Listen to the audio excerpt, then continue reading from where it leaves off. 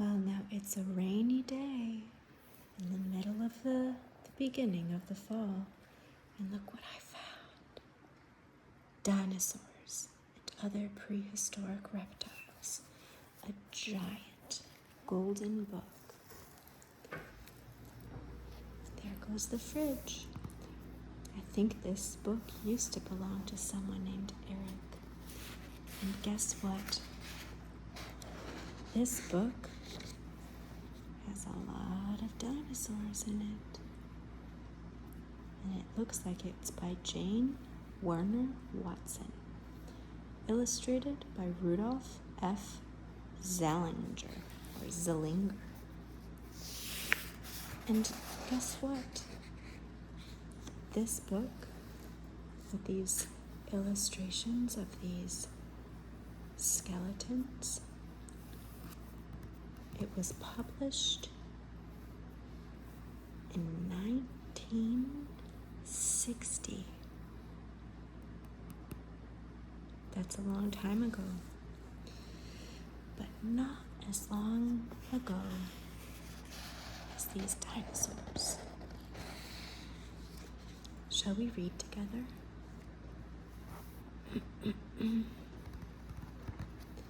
Before the dinosaurs. The dinosaurs lived long, long ago. More than 200 million years ago, the first dinosaurs appeared. About 70 million years ago, the last of them disappeared. That is a long, long time ago. It is hard for us even to imagine such a long time, but let us try. Perhaps the line at the bottom of the pages of this book will help us. It is a timeline. It runs all the way back to the time of the first dinosaurs, or at least the first dinosaurs they thought they found in 1960. And also, what is time? Is it a line? I don't think so, but let's read. The line starts below on the opposite page with the present, today. All the long years from today back through history fit into the tiny red space below, about 6,000 years. Before humans learned to write their stories, they had lived for about 1 million years. I'm gonna make some minor adjustments, because if we're questioning what time is, what is gender? Humans have spent a long, long time learning to gather food and to build shelters. We have spent a long time learning to live in groups. Probably we're still learning that. But on our timeline, all that time fits into the small orange space below. Let us look back before the days of human beings, for long ages before humans appeared. How about that word? The most dominant forms of animals were mammals. Mammals are the furry kinds of animals we know best today. The dogs and cats, the elephants and bears, the wild beasts, large and small. What we call the age of mammals is shown in yellow on our timeline. you want to see the timeline. Here's a quick peek. Let's get a close-up. Back through 70 million years ago goes the age of mammals. Back to page 19 on our timeline it goes. That's a lot of pages. Way back in those early times, most mammals were small. Horses were only about the size of small dogs today. What? Can you imagine? That's hard for me to realize. I wonder what we've learned since 1960. Before the days when mammals became common, the dinosaurs ruled the earth.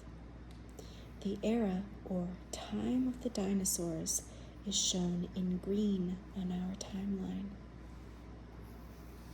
Turn the pages from 19 on. Turn them one by one. Each block stands for 1,000,000 years, as much time as humankind has lived on Earth. The time of the dinosaurs stretches for page after page through millions and millions of years. The dinosaurs go back to more than 200 million years ago.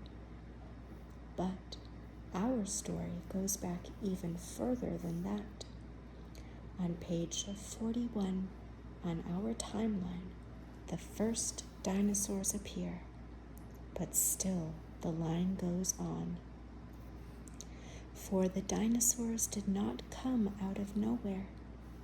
They developed from earlier animals.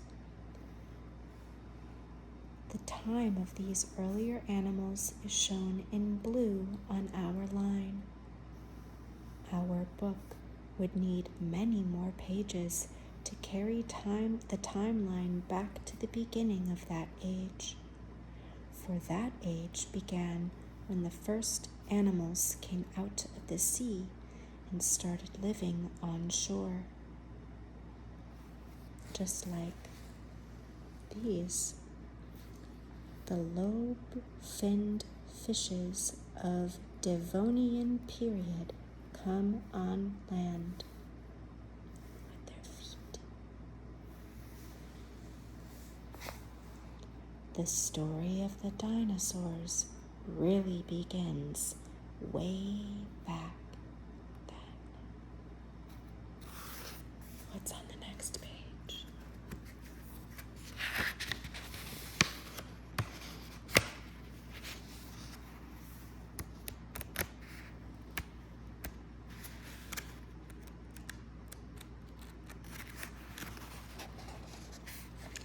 A lot of text, that's right. What if I turn this page?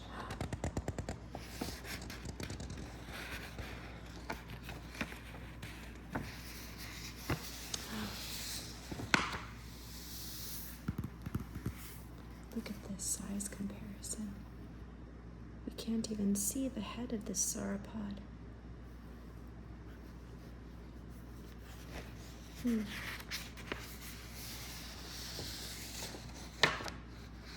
Wow. That looks like a giant dragonfly. And look, a giant spider. And this says,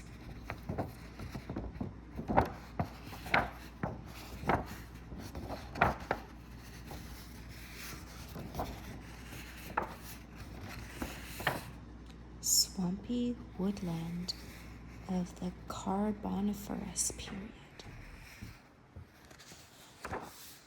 Look at this dinosaur. Now let's take a look. The lighting is low because the sun has set where I live. But look at this dinosaur standing on bipedal or two legs.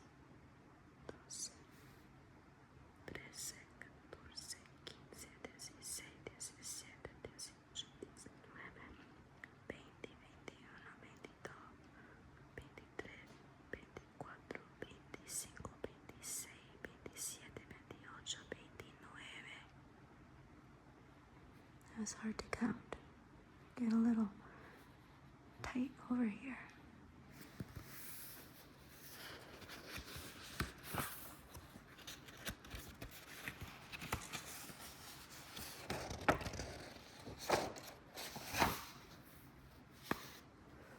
It looks a little similar, this sunset watercolor, to the one we just looked at with the long neck dinosaur. But these are trachodons. Trachodon.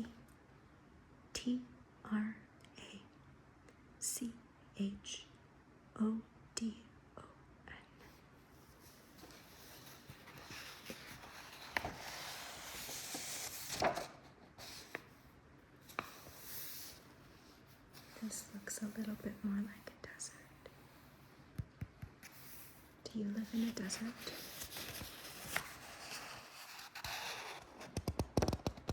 Uh-oh. That's so interesting. Look. This, I almost said bug. This dinosaur is called an oviraptor. And I think it makes sense to me because I see these eggs and this dinosaur that's protecting their eggs. And I saw, like ovary or ovum that produces sometimes eggs. Interesting when you know what words can mean when you see them and when you can make meaning from an illustration. Wow, guess what? I can see La Luna. I don't think I'll show you because it's through a screen and it wouldn't look very nice, but it's kind of amazing because it's been raining all day. And so the clouds must be uncovering her. Wow.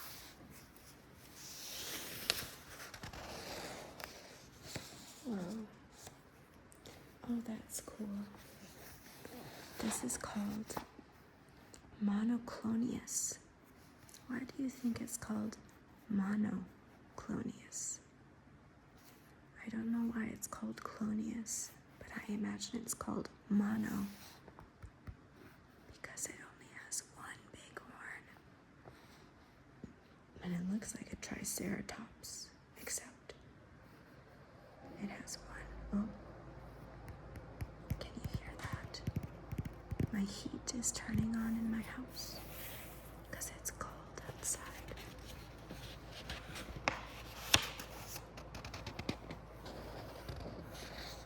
The last of the giants. Pteranodon. It's like a pterodactyl. Wow. It's a very big wingspan. Let's do a couple more pages. Oh, the big one. And look, there's the triceratops. Because it has 1, 2, 3 horns. I wonder if they're bones or teeth. And look at that Tyrannosaurus Rex. Remember, this buddy might have been covered in feathers in real life. This is just our imagination, informed by fossils and research, but still just our imagination. Our imagination is really powerful. I look up Adrian Ray Brown on that fact. That's dark cloud. Okay, one more or two more? Oh, wow. Well, I'm glad you can't see the other page. There's another buddy being eaten over here. But these Lambiosauruses look pretty chill to me, even though the Tyrannosaurus Rex is eating a Pachycephalosaurus. They're just over here having a good time with their grass. Well, let's skip to the last page.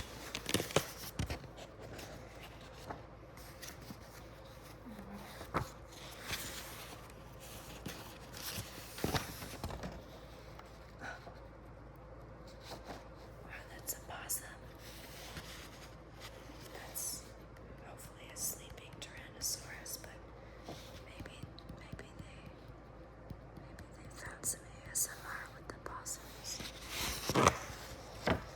Oh, dinosaur hunting.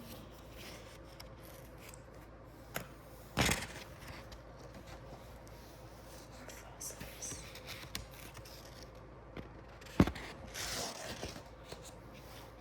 Scientists cleaning fossils on a field trip. How to handle a dinosaur.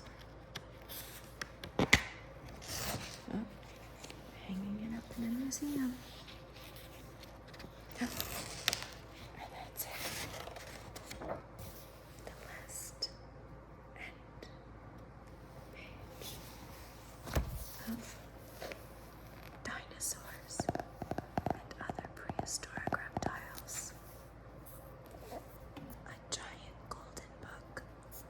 Published when?